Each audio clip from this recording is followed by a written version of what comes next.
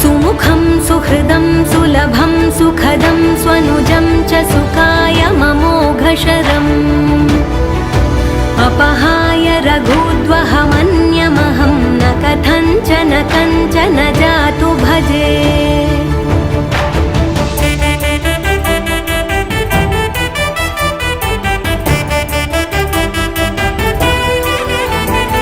विना वेङ्कटेशं ननाथो ननाथः सदा वेङ्कटेशं स्मरामि स्मरामि